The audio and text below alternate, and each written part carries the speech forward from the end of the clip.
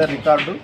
ఈరోజు మన ప్రణతి సింధే కూడా ఒక మంచి ర్యాంకు ద్వారా ఈ రకంగా మనకందరికీ పేరు తెచ్చే విధంగా ఈ ర్యాంకు సాధించినందుకు చాలా సంతోషంగా ఉంది. నేను ఒక జర్నలిస్టుగా మాధవరావు కూతురు ఈ రకంగా మంచి ర్యాంకు సాధించినందుకు సంతోషం వ్యక్తం చేస్తూ మళ్ళీ ఒకసారి ప్రణతి సింధేను అభినందిస్తున్నా.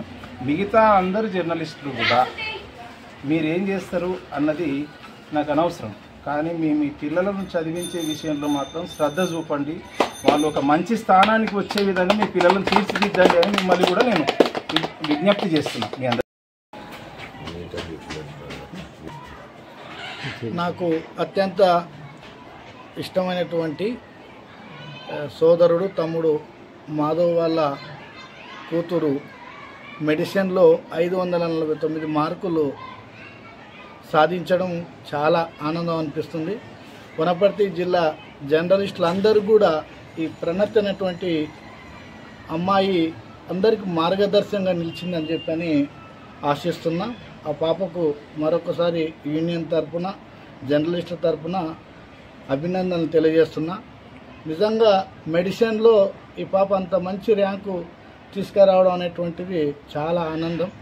ఆ మెడిసిన్లో సీటు రావాలనుకుంటే ₹1,00,00,000 పైగా ఖర్చు అవుతుంది. కానీ ఆ పాపకు వచ్చినటువంటి 549 మార్కుల్లో తప్పకుండా ఉస్మానియా యూనివర్సిటీ కానీ, లేదంటే గాంధీ యూనివర్సిటీ కానీ, గాంధీ మెడికల్ కాలేజీలో కానీ, ఉస్మానియా మెడికల్ కాలేజ్ కానీ ఏదైనా సరే గవర్నమెంట్ మెడికల్ కాలేజ్ సీటు తప్పకుండా వస్తుందని చెప్పని నేను ఆశిస్తున్నా.